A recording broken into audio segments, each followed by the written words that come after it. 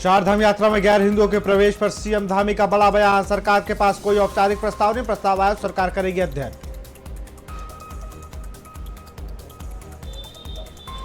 व्यवसायिक एलपीजी सिलेंडरों की कमी की खबरों पर सीएम धामी सख्त। अफवाहों के खिलाफ होगी सख्त कार्रवाई। उत्तराखंड में कहीं से भी ऐसी कोई समस्या नहीं।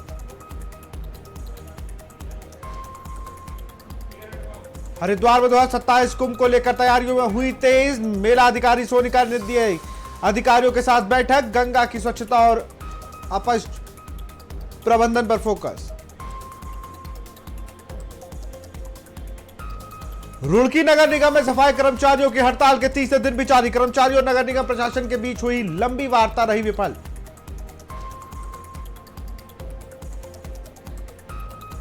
हरिद्वार जिले में बहारादाबाद क्षेत्र के गुलदार मिलने से मचा हड़कंप। गड्ढे में गिरे गुलदार का वन विभाग ने किया रेस्क्यू। ट्रैकुलाइज कर गुलदार को गड्ढे से निकाला गया।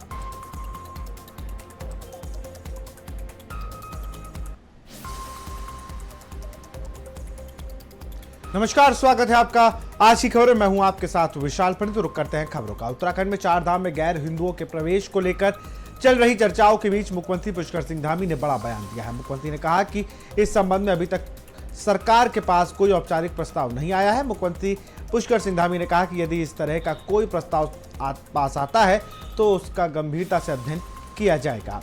उन्होंने कहा कि चार धाम यात्रा से जुड़े सभी हितधारकों, संबंधित विभागों और मंत्रियों से चर्चा के बाद ही इस विषय पर निर्णय लिया जाएगा। सीएम धामी ने कहा कि सरकार धार्मिक आस्थाओं और परंपराओं का सम्मान करते हुए कानून के दायरे में रहकर ही कोई फैसला लेगी। सभी पक्षों से विचार विमर्श के बाद ही सरकार इस मुद्दे पर अंतिम निर्णय लेगी। मंदिर ने क्या फैसला लिया है अभी पूरी तरफ से सरकार के पास नहीं आया है, लेकिन हम लोग एक्ट को देखेंगे। सरकार की जो वहां पर स्टेक होल्डर्स और बद्री केदार मंदिर समिति और हमारे तीर्थ पुरोहित और जो एक्ट हैं पहले से मान्यता हैं, उन सबका अध्ययन करेंगे। उसके बाद उस पर आगे बढ़ेंगे।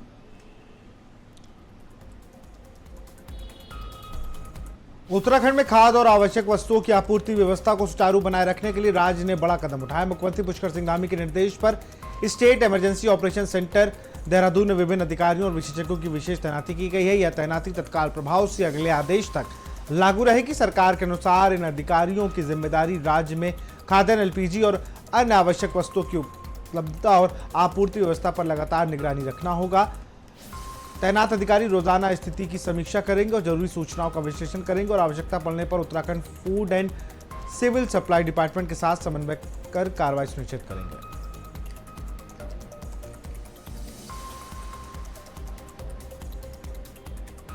व्यावसायिक एलपीजी सिलेंडरों की कमी की खबरों पर उत्तराखंड के मुख्यमंत्री पुष्कर सिंह धामी ने कहा, हम अफवाहों के खिलाफ सख्त कार्रवाई कर रहे हैं और उत्तराखंड में कहीं भी ऐसी कोई समस्या नहीं है। हम स्थिति पर कड़ी नजर बनाए हुए हैं।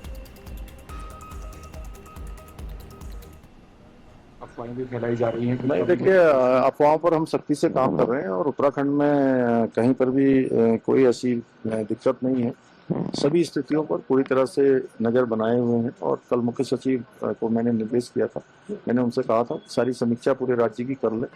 कहीं पर भी कोई दिक्कत अभी नहीं है और आगे भी हम लोग भविष्य की दृष्टि से भी सभी पहलुओं पर ध्यान करते हुए लोगों को असुविधा न हो, कालाबाजारी न हो, किसी प्रकार से लोगों को दिक्कत का सामना न करना पड़े, उन सब पर काम कर रहे हैं। कॉमर्शियल सिलेंडर हो गया, पर्यटन मंत्री जी का कहना था कि होटलों से उन्हें फोन आना शुरू हो गए, उसको लेकर किस तरीके से निर्देश दिए? नहीं, जो भी चूंकि चुनौती केवल एक राज्य की और एक देश की नहीं है, पूरे विश्व की एक ये समस्या है, लेकिन भारत सरकार के स्तर पर पूरी तरह से इस पर ठीक प्रकार से वहाँ पर काम हो रहा है। सभी व्यवस्थाएं सुनिश्चित की जा रही है। उत्तराखंड की ग्रीष्मकालीन राजधानी में बजट सत्र के चौथे दिन सभी पक्ष विपक्ष के विधायक अपने अपने सवालों को सदन में रखकर सरकार और संबंधित मंत्रियों को घेरा। राज्य की प्रथम विधानसभा पुरोला के विधायक दुर्गेश्वर लाल से आज की खबर के संवाददाता आशीष डोभाल ने खास बातचीत की, आपको दिखाते हैं। अभी मैं मौजूद हूँ उत्तराखंड की ग्रीष्मकालीन राजधानी गैरसैंण के भराड़ीसैंण में और मेरे साथ सुदूर क्षेत्र जो प्रथम विधानसभा है हमारी पुरोला के माननीय विधायक दुर्गेश्वर लाल जी हैं। आज विधानसभा का चौथा दिन है। हम बातचीत करेंगे माननीय से। महोदय, आज क्या क्या चर्चा हुई और कैसे देखते हैं अभी तक का जो सत्र चल चुका है 4 दिन का? देखिए, मैं धन्यवाद करता हूँ आपका कि आपने इस उत्तराखंड के लोगों के जो जनहित के मुद्दे हैं उनके बारे में जानने की कोशिश करी। और मैं अपने प्रदेश के यशस्वी मुख्यमंत्री जी का धन्यवाद करता हूं कि जिन्होंने इस भराड़ीसैंण में एक इतिहास बनाने वाला एक बजट भी पारित कर अभी प्रस्तुत किया है। अभी उस पर चर्चा होनी बाकी है।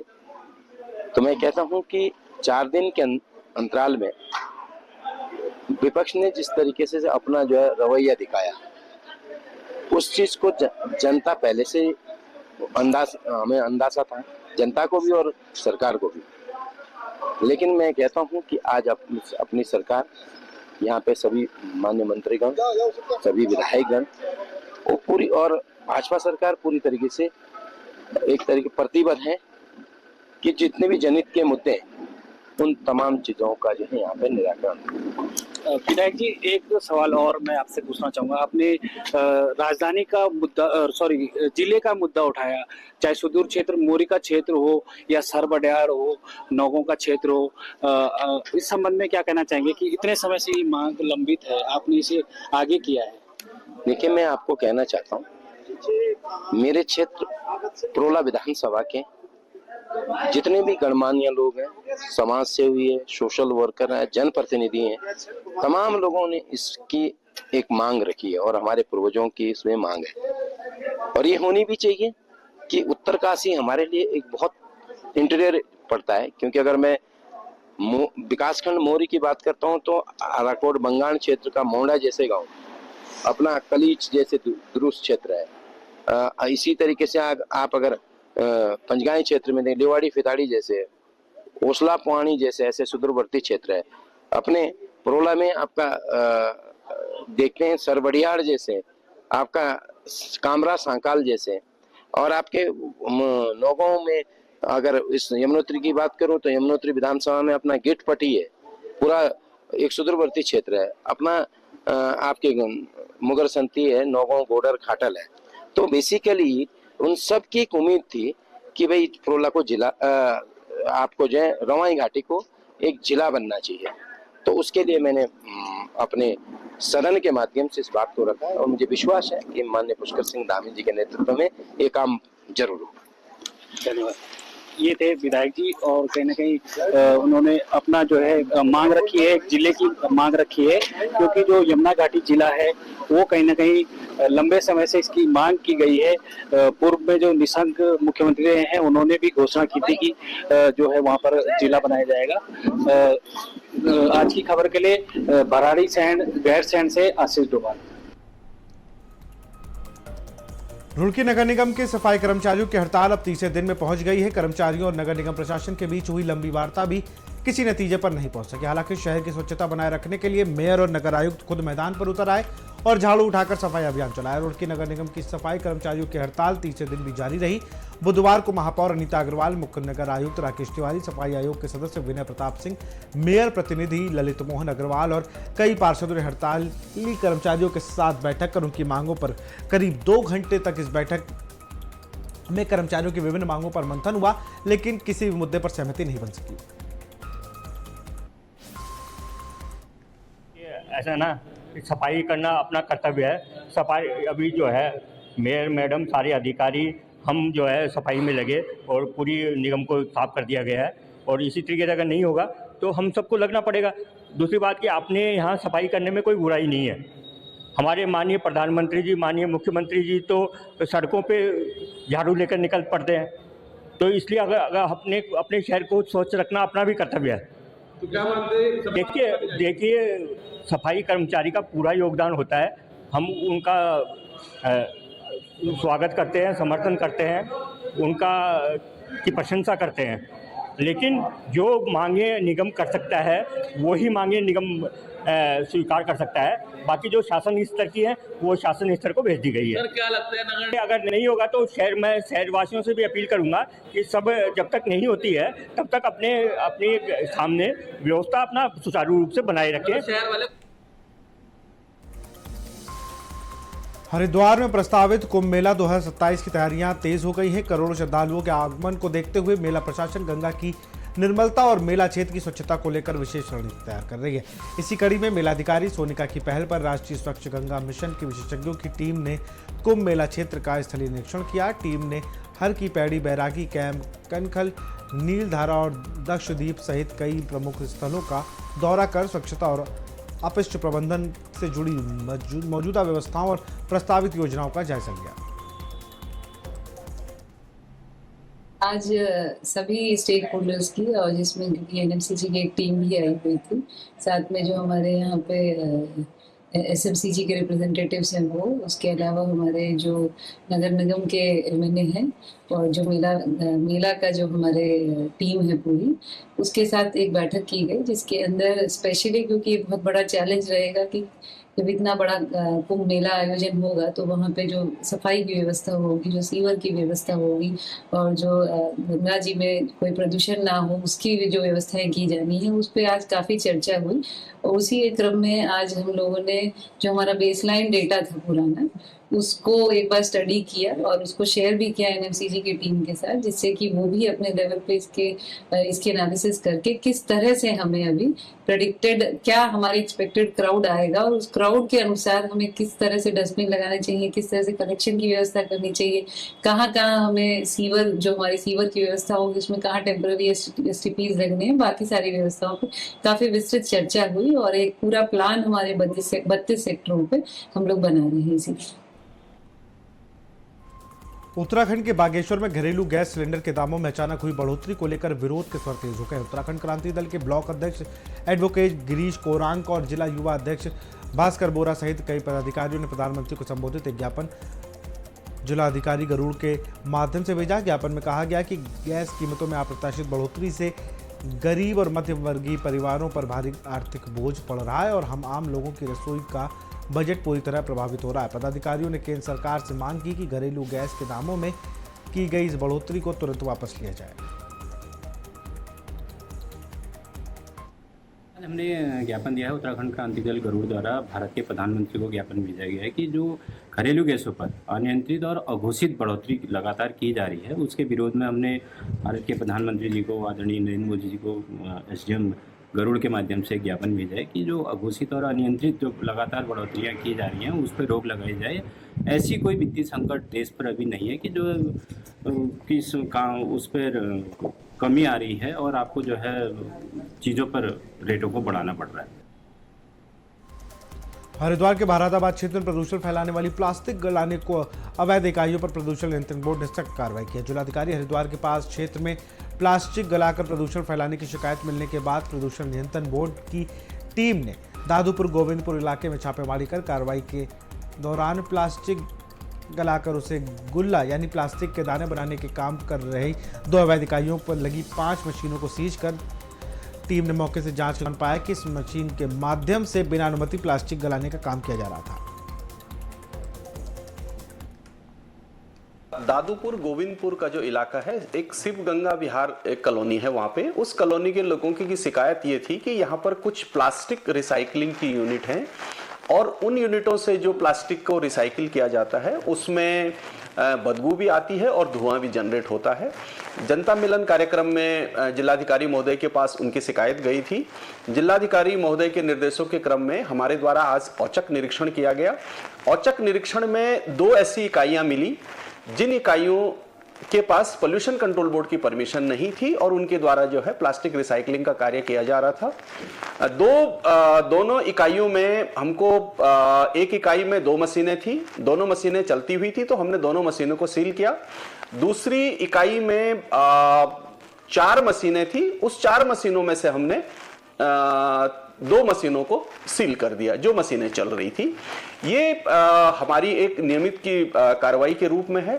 जब भी हमें इस किस्म की सूचना मिलेगी कि अनधिकृत रूप से प्लास्टिक के उद्योग चल रहे हैं तो हम नियमानुसार उन पर कार्रवाई करें। ताल के भीमताल विकासखंड सभागार में क्षेत्र पंचायत की बैठक आयोजित की गई जिसमें ग्रामीण क्षेत्रों से जुड़ी कई अहम समस्याएं प्रमुखता से उठाई गई। बैठक में अध्यक्षता ब्लॉक प्रमुख डॉक्टर हरीश सिंह बिष्ट ने की। बैठक में स्कूलों में शिक्षकों की कमी, पेयजल की समस्या, सड़कों के निर्माण और बिजली आपूर्ति ऐसे मुद्दों पर जनप्रतिनिधियों ने अधिकारियों के सामने रखा। इस दौरान जिला पंचायत अध्यक्ष दीपा धर्मवाल, मुख्य विकास अधिकारी अरविंद कुमार पांडे, जिलाधिकारी नवाजिश खालिक समेत कई अधिकारी और जनप्रतिनिधि मौजूद रहे। ब्लॉक प्रमुख डॉक्टर हरीश सिंह बिष्ट ने कहा कि क्षेत्र पंचायत की बैठकों का उद्देश्य ग्रामीण क्षेत्रों की समस्याओं को सीधे अधिकारियों के सामने रखना है ताकि उनका समय पर समाधान हो सके और ग्रामीणों की राहत मिल सके।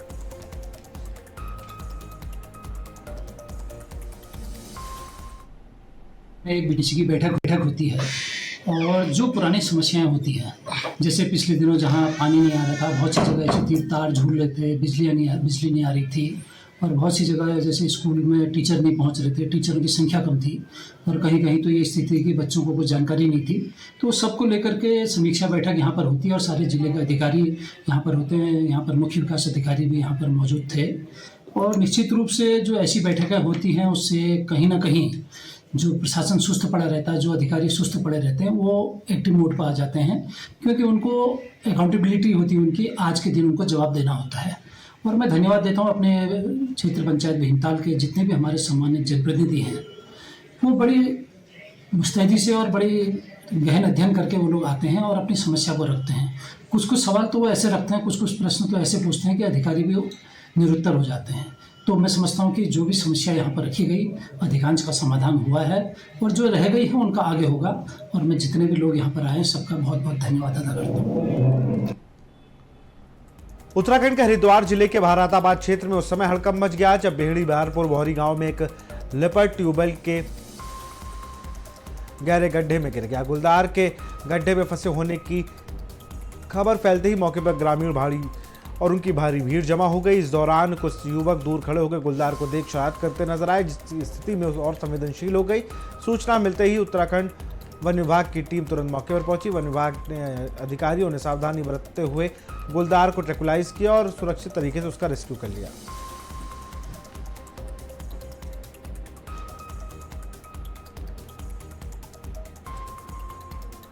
नैनीताल से दूर भावली अल्मोड़ा मार्ग स्थित विश्व प्रसिद्ध कैची धाम में सुप्रसिद्ध गायक विशाल मिश्रा ने पहुंचकर नीम करोली बाबा के दर्शन कर उनका आशीर्वाद प्राप्त किया। इस अवसर पर उन्होंने बताया कि जनपद नैनीताल कैची धाम तक आने में उन्हें किसी प्रकार की सुविधा यातायात समस्या का सामना नहीं करना पड़ा। उन्होंने कहा कि पुष्कर सिंह धामी के नेतृत्व में उत्तराखंड पुलिस श्रद्धालुओं और पर्यटकों की सुविधा व सुरक्षा के लिए बढ़िया कार्य कर रही है। गायक विशाल मिश्रा ने यहाँ तैनात पुलिसकर्मियों के अनुशासित और सहयोगात्मक व्यवहार की सराहना करते हुए इससे देश विदेश से आने वाले श्रद्धालुओं को सुरक्षित और सकारात्मक वातावरण मिलता है। सीताराम सबको, आज हम नीम करोली बाबा के दर्शन करने आए और हमारे सारे मित्रों ने बहुत मदद करी। सर लोगों ने, हम आए और पूरी तरीके से इसको बहुत ही सुलभ बना दिया हमारे लिए। हमारे सीएम साहब पुष्कर धामी जी को और एसएसपी साहब ने बहुत मदद करी और ये तो अद्भुत धाम है। जितने भी लोग आप लोग हैं, आप आइए, यहाँ पर इतनी खुशी होगी आकर, आपको ऐसा लगेगा कि आप स्वयं राम जी के घर आए। सीताराम, बहुत अच्छा लगा था। पुलिस और व्यवस्था की मोटिवेशन के लिए 2 लाइन गाई जाए तो मेरा एक गीत है, अभी एक हमारी फिल्म आई थी बॉर्डर, उसमें मेरा एक गीत था, वो मैं गा देता हूँ आपके। उत्तराखंड में कई जिलों में अगले कुछ घंटों के लिए मौसम को लेकर येलो अलर्ट जारी किया गया है। मौसम विभाग के अनुसार बागेश्वर, चमोली, देहरादून, हरिद्वार, पौड़ी, गढ़वाल, पिथौरागढ़, रुद्रप्रयाग, त्रिवेणी, गढ़वाल और उत्तरकाशी जिलों में करीब 8:55 तक मौसम खराब रहने की संभावना। इन इलाकों में तेज हवाओं के साथ आंधी तूफान की बिजली गिरने की आशंका जताई गई है। खासतौर पर मसूरी, डोईवाला, केदारनाथ, जोशीमठ, मुंशियारी, दीदीहेट, सोनप्रयाग, परोला, बरकोट और चक्राता समेत आसपास के क्षेत्रों 15 से 20 किलोमीटर प्रति घंटे की रफ्तार से हवाएं चल सकती हैं।